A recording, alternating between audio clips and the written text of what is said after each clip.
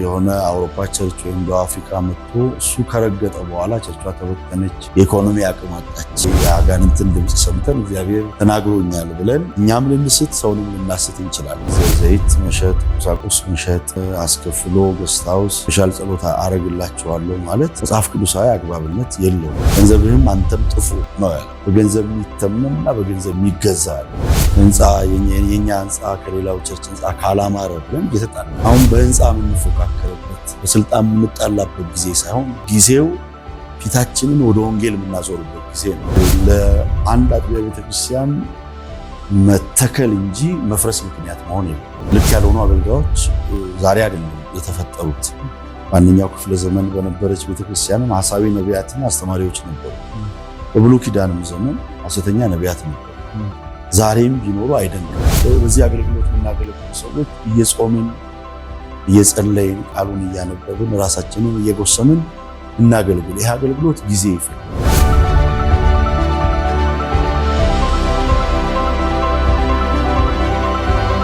ተመልካቾቻችን ከረፍት መልሰናል። የተከታተላችሁ የምትገኙት ሕያው ምስክር ሳሙኤል ዝግጅታችን ነው። የዛሬ እንግዳችን ደግሞ ፓስተር ሳሙኤል ጌታቸው ከደቡብ አፍሪካ ኤፍቢአይ ቸርች ነው። እንግዲህ በመጀመሪያው አጋማሽ ስለ ደቡብ አፍሪካ ብዙ ነገር ሆናል እና ደቡብ አፍሪካ ቤተክርስቲያን ኤፍቢአይ አንተን የተከልከው ወይስ እዛ ለማገልገል ተጠራ? በጌታ ጸጋ እኔ ነኝ የተከልኳት።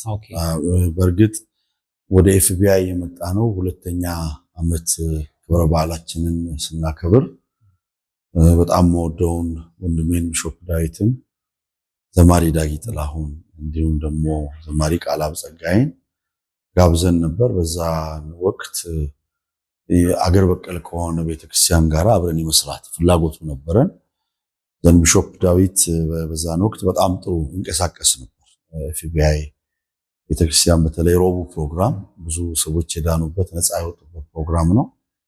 ዘን ከነሱ ጋር አብረን መስራት ጀመርን። ከሰባቱ አመራር ውስጥ ከነበሩ ፓስተሮች አንዱ እኔ ነኝ። ፓስተር ቸሪ፣ ፓስተር ተስፋዬ ወደ ጌታ ሄደው እና ተቀላቀልኩ። ሁለተኛ ዓመት ላይ ነው ወደ ኤፍቢአይ ቤተክርስቲያን መተን አንድ ላይ መስራት የጀመርነው እንጂ መጀመሪያ በጌታ ጸጋ ያው እኔ ነኝ ከነበሩ ወገኖች ጋራ ዮሐንስበርግ ላይ ቸርቿን የተከልነው። ስለዚህ እንቅስቃሴያችሁ ምን ይመስላል? አሁን ደግሞ እንደውም የኢትዮጵያ ወንጌል አማኞች ቤተክርስቲያናት ካውንስል ከሀገር ውጭ በጣም እንደውም ጠንካራ መዋቅር ያለው ደቡብ አፍሪካ እንደሆነ ይነገራል እና ያ መዋቅር በሚተከልበት ጊዜ እዛ እንደነበርክ ነገረኛልና እንዴት ነበር ምስረታው? ምን ይመስል ነበር? ምስረታው ጊዜ እንግዲህ አስተባባሪ አድርገው ዋና ጽሕፈት ቤቱ በደብዳቤ የወከሉት እኔን ነው እና ሄጄ አስተባበርኩ። ያው ካውንስሉ ወደ ሳውዝ አፍሪካ እንዳይገባ ተግዳሮት ነበረ። ምንድን ነበር ተግዳሮቱ? በአገልጋዮችም ጭምር ነው። አገልጋዮች በአንድም በሌላም ከነበራቸው ሚስ አንደርስታንዲንግ የተነሳ እንዳይገባ ትግል ነበር። ያንን ትግል እንግዲህ ጌታ አሸንፎ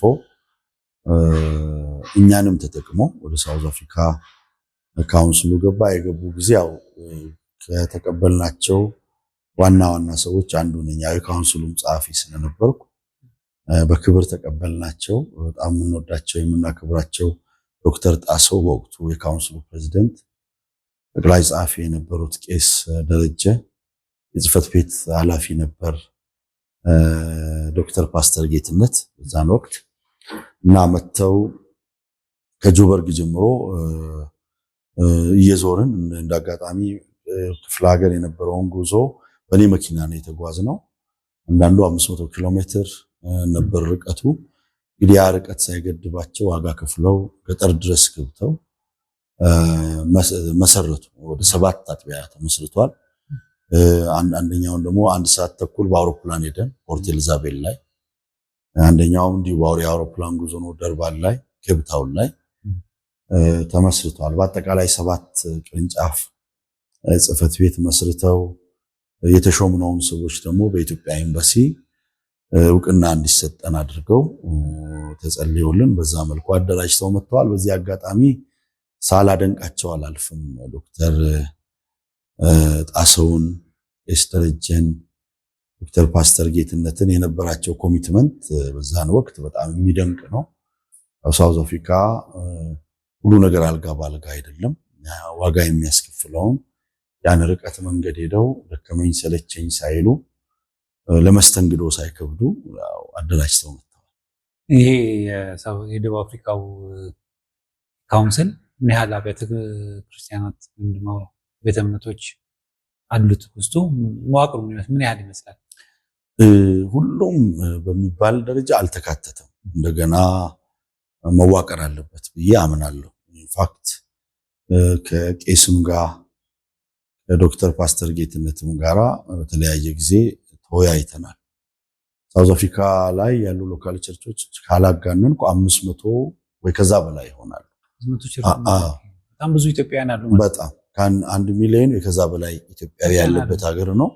በ9ኙም ፕሮቪንስ ዞሮ የማገልገል እድል ገጥሞኛል። ባለፉት 19 ዓመታት ቸርች የሌለበት ሀገር የለም። ለምሳሌ ኬፕታውን 2 ሰዓት የአውሮፕላን መንገድ ነው። ከጆበርግ በረህ እንደገና ደግሞ በመኪና 600 ኪሎ ሜትር ነድተህ ያበሻ ቸርች አለ። አብዛኛው ቸርቾች ደግሞ እግዚአብሔር ረድቶን ተገዝተዋል በሰው ሀገር ላይ። የኛ አጥቢያ 3 ቦታ ገዝታለች። ሌሎች ደግሞ ከኛ የተሻሉ ፋይናንሻል አቅም ያላቸው አጥቢያዎች አሉ። በየቦታው የቤተክርስቲያንን ንብረት ይገዙ አሉ። አደንቃቸዋለሁ። ማለት የቤተክርስቲያን ንብረት የኢትዮጵያ ነው፣ የኢትዮጵያዊ ነው፣ የኤርትራዊ ነው። ትልቅ ኩራት ነው። ማንም ይግዛው ማንም በሰው ሀገር ላይ ንብረት ሲገዛ ሳይ እኔ ትልቅ ደስታ ይሰማኛል። እና አብዛኛው ቦታ ክፍለ ሀገር ላይ እኛን ቸርች ጨምሮ ቦታ እንድንገዛ እግዚአብሔር አቅም ሰጥቶናል። እና ሳውዝ አፍሪካ ላይ ያለው ካውንስል በሚገባ መደራጀት አለበት። አንደኛ ሁሉንም ብሔር ያማከለ መሆን አለበት።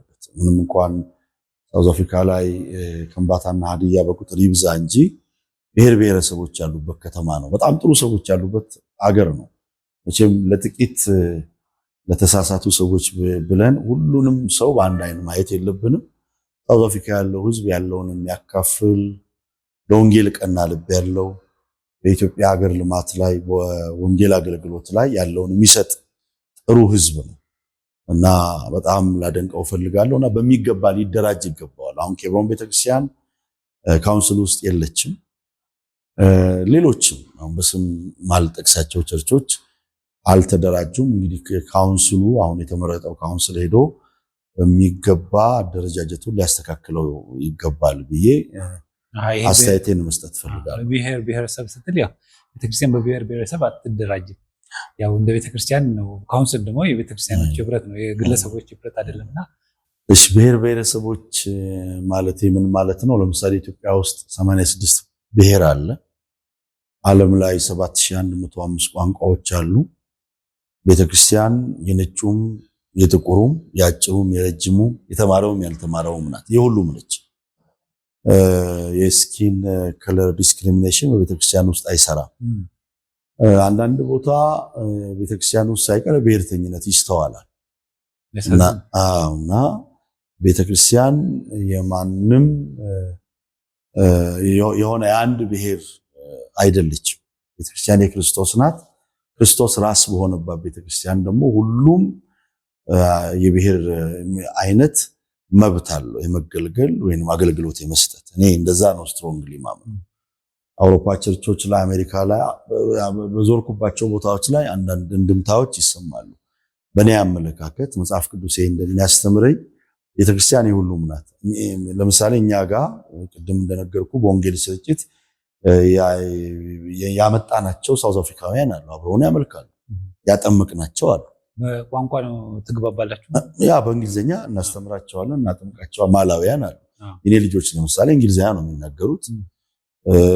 አብዛኛው የአበሻ ልጆች እንግሊዝኛ ነው የሚናገሩት። ለነሱ የምንሰጠው ሰንዴይ ስኩል በእንግሊዝኛ ነው። ለምን? የነገውን ትውልድ በዓለም አቀፍ ቋንቋ ወንጌል እንዲያደርስ ከማሰብም አንጻር ያንንም እድል እግዚአብሔር ስለሰጠን እና ያ ነው። ስለዚህ ቤተክርስቲያን ብሔር ተኮር መሆን የለባትም።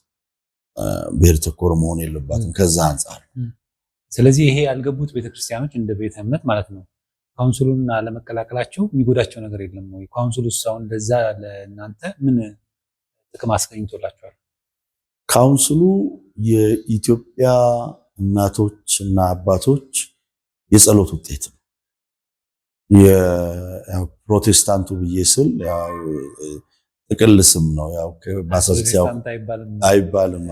በ16ኛው ክፍለ ዘመን ከሮማን ካቶሊክ ሉተር ሲወጣ ያው የሰጡት ስም ነው። ግን ምን ለማለት ፈልጌ ነው? ኢቫንጀሊካሉን ፔንቴኮስታሉን ለማለት ፈልጌ የተለወጠውን ክርስቲያን ለማለት ፈልጌ ነውና ካውንስሉ የኛም የአባቶቻችንም የጸሎት ውጤት ነው። በደርግ ዘመን እኔ አስታውሳለሁ አባቴ ለምሳሌ በወንጌል ሊረሸን ነበር።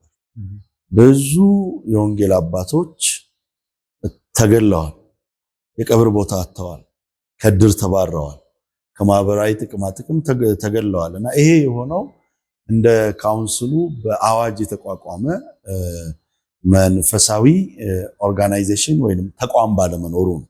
እንግዲህ እግዚአብሔር ያን ጸሎት ሰምቶ በምናከብራቸው ጠቅላይ ሚኒስትራችን ወደ ዶክተር አብይ በኩል ወይም እሳቸውን ተጠቅሞ እኛም ከሌላው ቤተ እምነት እኩል ከኦርቶዶክስ ከቤተ ሙስሊም ቤተ እምነት እኩል ድምጻችን እንዲሰማ ሕጋዊ መብታችን እንዲከበር እግዚአብሔር የሰጠን የጋራ ቤታችን። ስለዚህ ካውንስሉ ላይ አለመደራጀት የሚጎዳው ያልተደራጁትን ሰዎች ነው፣ ካውንስሉን አይደለም። ለምን? ካውንስሉ የኛ ስለሆነ የጸሎት ውጤታችን ስለሆነ እና ሳውዝ አፍሪካ ላይ ያሉ ቸርቾች ካውንስሉ ላይ ተቃውሞ የለባቸውም እስከማውቀው። ምናልባት በቂ አዌርነስ ይፈልጋሉ። ምንድነው ማነው ካውንስሉ? ምንድነው ካውንስሉ? መተዳደሪያ ደንቡ ምንድነው የሚለውን ክላሪፊኬሽን ይፈልጉ ይሆናል እንጂ ካውንስሉን የሚቃወም ቸርች ሆነ አገልጋይ የለም። ስለዚህ ያልገቡት ለምንድን ነው? እነዚህ ኬብሮን አልገባም ለኛ። አዎ ያልገቡት ምናልባት መጀመሪያ ጥሪ ሲደረግ ስላልተዘጋጁ ሊሆን ይችላል እንጂ ኬብሮን ውስጥ በጣም የሚጠቅሙ ፕሮፌሰሮች አሉ። ማለት ዩኒሳ ዩኒቨርሲቲ የሚያስተምሩ፣ ፕሪቶሪያ ዩኒቨርሲቲ የሚያስተምሩ ትልልቅ እውቀት ያላቸው ቤተክርስቲያንን አካዳሚካሊም ስፒሪቹዋሊም ሊጠቅሙ የሚችሉ ሰዎች አሉ፣ ብቃት ያላቸው እና እነዛ ሰዎች ወደ ካውንስሉ አመራር ቢመጡ ቤተክርስቲያን ትጠቀማለች ብዬ አስባለሁ። ምናልባት በዛ ጊዜ ስላልተዘጋጁ እንጂ ተቃውሞ ስላላቸው አይደለም። እሺ እንግዲህ ያው ከደቡብ አፍሪካ ደግሞ ወጣ ብለህ በመላው ዓለም የዞርክ ታገለግላለህ እና እንዴት ነው የአገልግሎት አድማስ እንደዚህ ይሰፋል? እንደዚህ የዞሩ ደግሞ የሚያገለግሉ ሰዎች ምን መክራል? እንግዲህ ኢትዮጵያም በነበርኩ ጊዜ አዲስ አበባም ላይ በስፋት አገለግል ነበር። ክፍለ ሀገሮችን በእግር 10 ሰዓት 12 ሰዓት ከተገኘ በመኪና በፈረስ በበቅሎ አንዳንዴ በአውሮፕላን እየሄድን ከጫፍ እስከ ጫፍ ኢትዮጵያ አገልግያለሁ። እንግዲህ አሁን ተስፍዬ እንዳልከው በተከፈተልኝ የውጭ ሀገር መድረኮችም እየዞርኩ አገለግላለሁ። እንግዲህ በር የሚከፍት እግዚአብሔር ነው። በእኔ ብቃት በእኔ ችሎታ የሆነ ምንም ነገር የለም። ያው በራሴ በጣም አክቲቭ የሆንኩ በእውቀትም በጥበብም ከሰው የተሻልኩ ሰው አይደለሁም። አው ድካሜን አውቃለሁ። ባለኝ በማገኘው ክፍተት ሁሉ በእግዚአብሔር ፊት ጸልያለሁ፣ ቃሉን አነባለሁ፣ እዘጋጃለሁ፣ መንፈሳዊ አባቶችን አከብራለሁ። ማለት ቃለ ሕይወት ቤተክርስቲያንም መካነ ኢየሱስም መሰረተ ክርስቶስም እንዳሳለፈ ሰው በወንጌል ዋጋ ለከፈሉ አብያተ ክርስቲያናትና አባቶች ትልቅ ክብር አለኝ። ያው የጀነሬሽናል ጋፕ እንዳለ ይታወቃል። ወጣቱ አባቶችን ያለማክበር ያለመስማት ነገር አለና ያንን መታረም አለበት። አባቶቻችንን ማክበር አለብን። በእድሜም በኤክስፒሪየንስም በፍሬም ይበልጡናል እና ያ ነው የዞሩ የሚያገለግሉ አገልጋዮች እኔ የምመክረው ምንድነው ትሁት እንዲሆን። ለምሳሌ ተጠርተው ሲሄዱ ሎካል ቸርቿ ማስጨነቅ የለባቸው። በተሰጣቸው ቦታ ላይ ማረፍ፣ የተሰጣቸውን ምግብ መመገብ አለባቸው። ለሄድንበት አገርም ሆነ ለሄድንበት ቤተክርስቲያን ሸክም መሆን የለብንም። አንዳንድ ጊዜ አገራችን ወይንም ቤታችን ላይ ማናረገውን ነው ሰው ሀገር ስንሄድ በአጥቢያ ቸርቾች ላይ በርደን የምንሆነው ሸክም የምንሆነው። አገልጋይ ከክርስቶስ ኢየሱስ ሊማር የሚገባው አንድ ካራክተር ወይም ባህሪ ሲምፕሊሲቲ ነው። በቃ በጣም ለሁሉም ሰዎች ምቹ ሆነን መቅረብ አለን። አዎ ይሄንን ያነሳሁት ለምንድን ነው እንግዲህ አንተም በጸጋ ታገለግላለህና ማለት ነው በፈውስም በመገለጥም ታገለግላለህና ብዙ ጊዜ ደግሞ አሁን በዘመናችን እንደምታውቀው ወደ ገበያ ተቀይሯል። መድረክ ወደ ገበያ ተቀይሯል።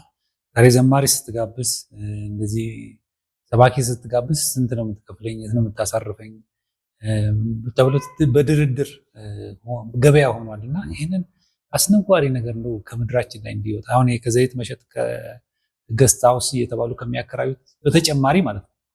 ለዛም ጭምር እንደው ያንተን ልምድ እንድትነግረን ያንተን ምክርም እንድትመክር ብዬ ነው ይሄን የጠየቁት። አዎ እንግዲህ የኔ ምክር ምንድነው? አንደኛ እኔ በግሌ ዘይት በመሸጥ አላምንም። ገስት ሃውሱ በነፃ ለመጸለይ ከሆነ ጥሩ ነው። ከዛ ውጪ ግን ገንዘብ እየተከፈለ ተፈወሳላችሁ የሚባለውን አካሄድ ስትሮንግሊ ነው የምቃወመው። ፈውስ በእኛ እጅ ያለ ጉዳይ አይደለም። እግዚአብሔር ከፈቀደ በእኛ አልፎ ሰዎችን ነፃ ሊያወጣ ሊፈውስ ይችላል። ካልፈቀደም ይገድላል። እዚህ አካል ውስጥ ብንፈወስም ባንፈወስም ዘላለማዊ አይደለም ማለት እየታመምን እንኖር ማለት አይደለም። የፈውስ ጸጋ ለቤተክርስቲያን ኤዲፊኬሽን በነፃ የተቀበልነውን በነፃ እንድንሰጥ የተሰጠ ነው። ስለዚህ ዘይት መሸጥ፣ ቁሳቁስ መሸጥ፣ አስከፍሎ ገስት ሃውስ ስፔሻል ጸሎት አረግላችኋለሁ ማለት መጽሐፍ ቅዱሳዊ አግባብነት የለውም። ስለዚህ ያንን አበክሬ ነው የምቃወመው። ትክክል አይደለም።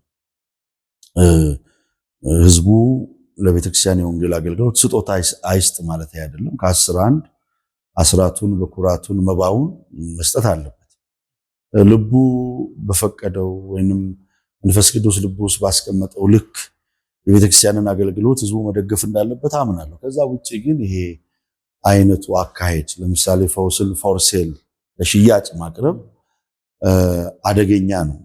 ትዝ ይልህ እንደሆነ ሐዋርያው ጴጥሮስ እና ሐዋርያው ዮሐንስ እጅ የጫኑ ሐዋርያት ሥራ መጽሐፍ ላይ በመንፈስ ቅዱስ ሲሞሉ ያየው ጠንቋዩ ስምዖን ሐዋርያት ሥራ መጽሐፍ ምዕራፍ 8 ላይ ክርስቶስን የተቀበለው እኔም እንደናንተ ላደርግ ገንዘብ ልስጣችሁ ነው ያለው። ገንዘብህም አንተም ጥፉ ነው ያለው ሐዋርያው ጳውሎስና የጌታ ጸጋ በገንዘብ የሚተመንና በገንዘብ የሚገዛ አይደለም። ስለዚህ ያ መሆን የለበትም። ጌታ የሰጠንን ጸጋ በነፃ ማገልገል አለብን።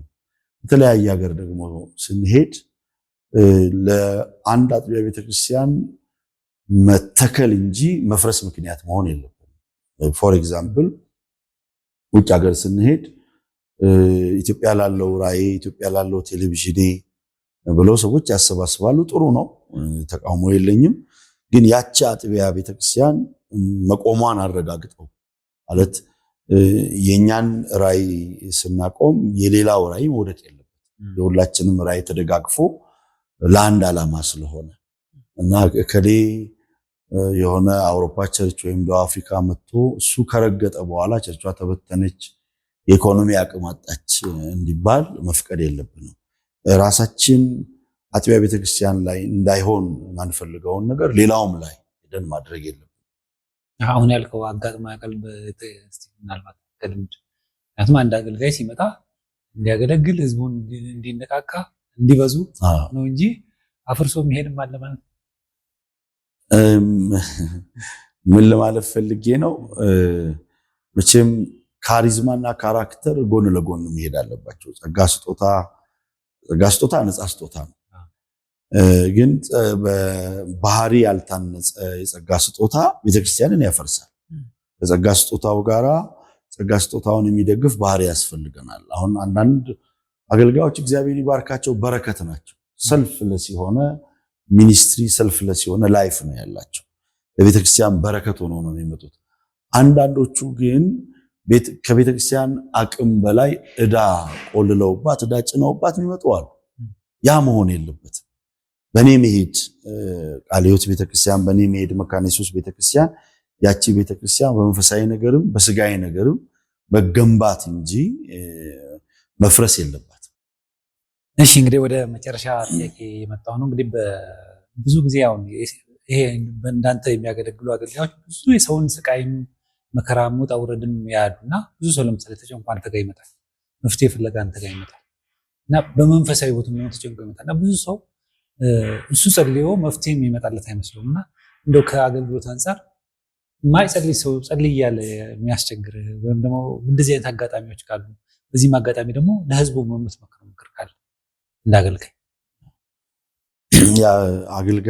አገልጋዮችን ጨምሮ እግዚአብሔር ጸጋ የሰጠን ህዝቡን ደከመኝ ሰለቸኝ ሳንል በፍቅር በትህትና እንድናገለግለው ነው።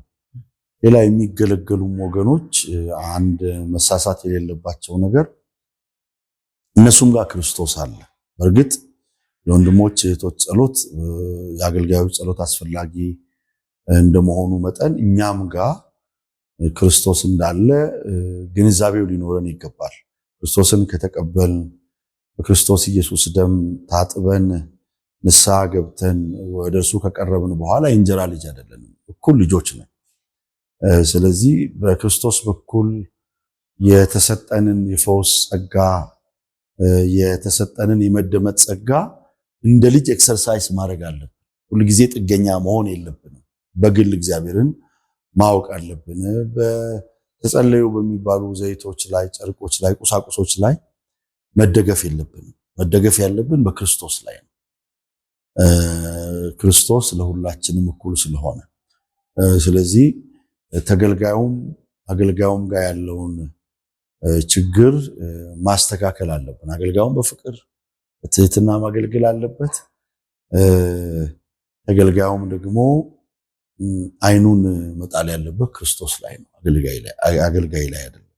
እንግዲህ ወደ መጨረሻ ጥያቄ ነው የሚሄደው። ምንድነው አንዳንድ ጊዜ ገጠመኞች መናገር በህይወት የሚገጥም ነገሮች ገጠመኞች ብቻ አይደሉም፣ ለሌላው ትምህርት ነው የሚሆኑት እና በዚህ አገልግሎት ዘመን ለፈውስ ከጸለይክላቸው በመገለጥ ያገለግልካቸው ሰዎች ማረሳው ለሰው ብናገረው ይሄ ትምህርት ይሆናል የምትለው ገጠመኝ ካለ ብትነግረን እና በዚህ መጨረሻ ማስተላለፍ የምትፈልገው መልእክት ካለ ተናግረን እንጨርሳለን። አዎ የፈውስ አገልግሎት ለቤተ ክርስቲያን በጣም ጠቃሚ አገልግሎት ነው። የመጽሐፍ ቅዱስን መርህ መሰረት ባደረገ መልኩ አገልግሎቱ ከተሰጠ ቤተክርስቲያንን በመንፈሳዊም በስጋይም መንገድ የሚባርክ አገልግሎት ነው። አሁን ግን ይሄ አገልግሎት እየተገፋ ነው ያለው ኢነሰንስ ልክ ያልሆኑ አገልጋዮች ዛሬ አይደለም የተፈጠሩት። በአንደኛው ክፍለ ዘመን በነበረች ቤተክርስቲያንም ሐሳዊ ነቢያትና አስተማሪዎች ነበሩ። በብሉይ ኪዳንም ዘመን ሐሰተኛ ነቢያት ነበሩ። ዛሬም ቢኖሩ አይደንቅም።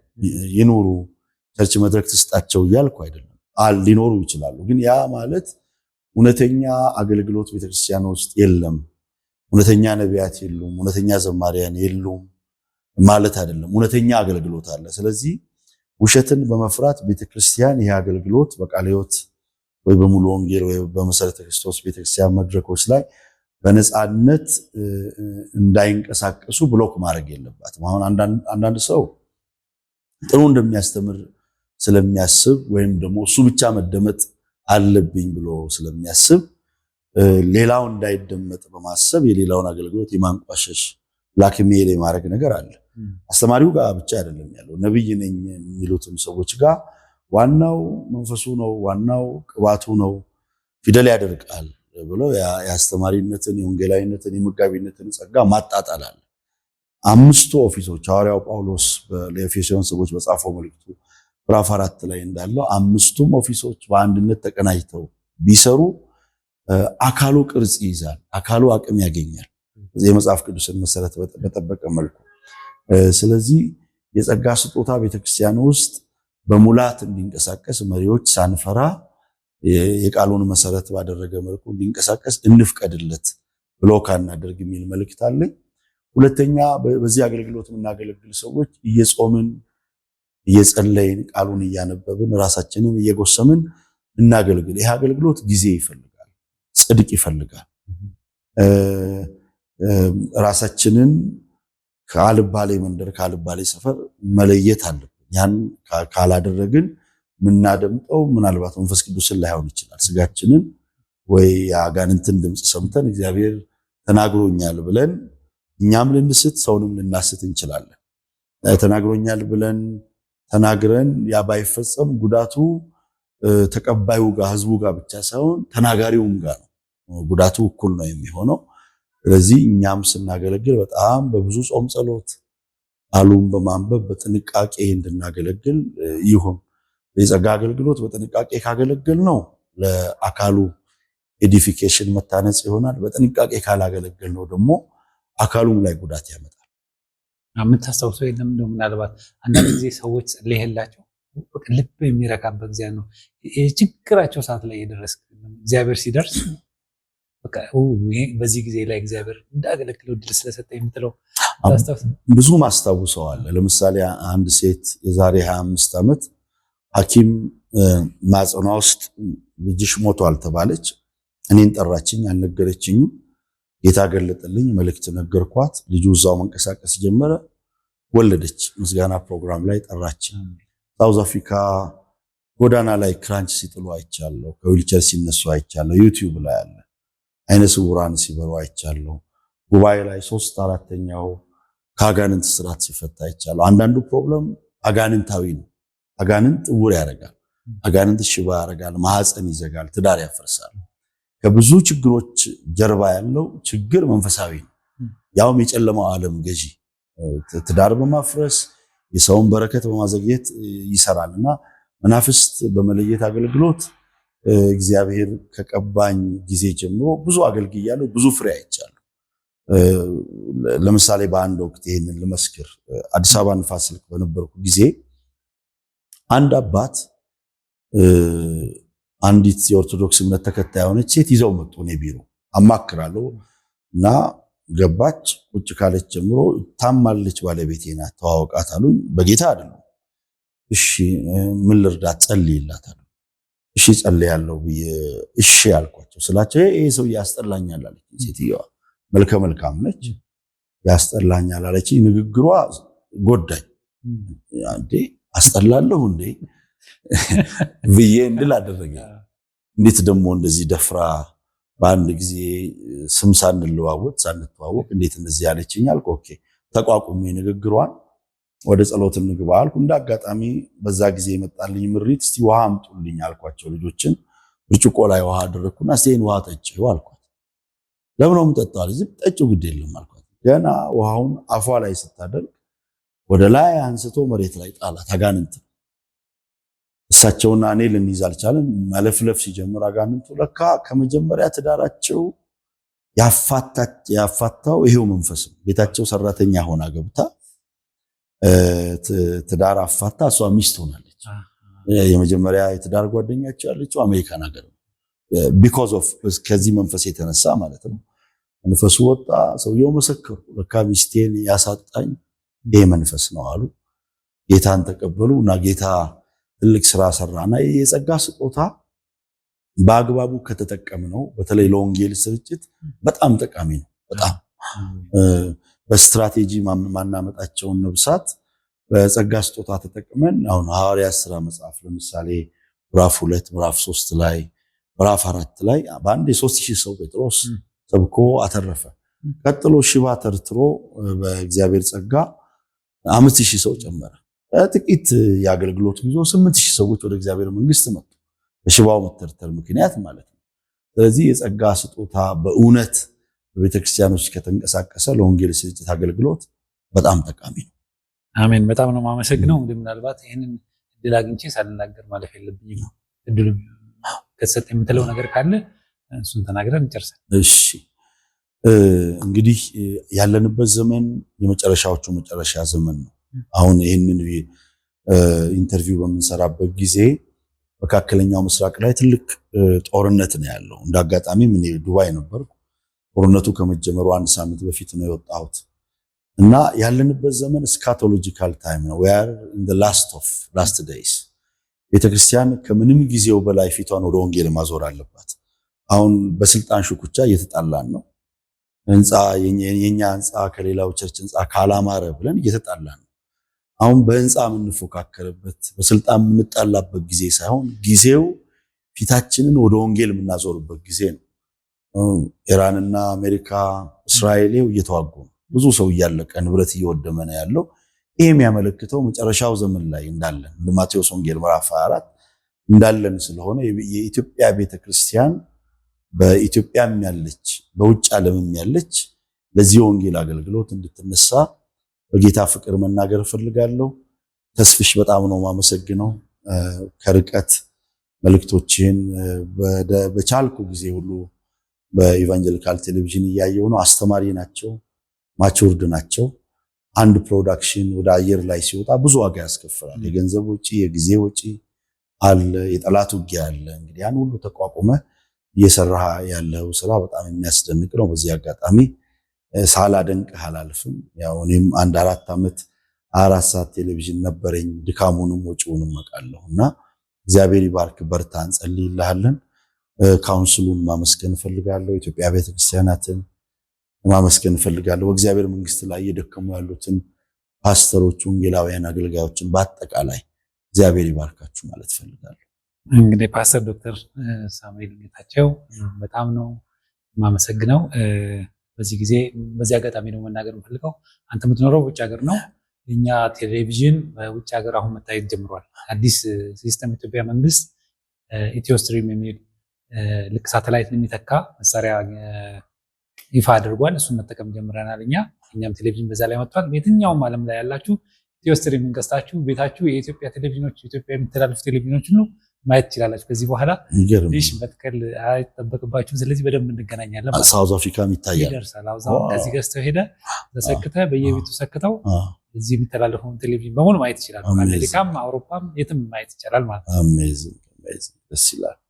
ተመልካቾቻችን የሕያው ምስክር ዛሬ ዝግጅታችን በዚህ ይጠናቀቃል። የሚቀጥለው ሳምንት ደግሞ በሌላ ወደ እናንተ የሚመጣ ይሆናል። እስከዛው ድረስ መሰናበታችሁ ተስፋዬ ካሳሁን። እስከ ሳምንት ድረስ ይደርሳላችሁ።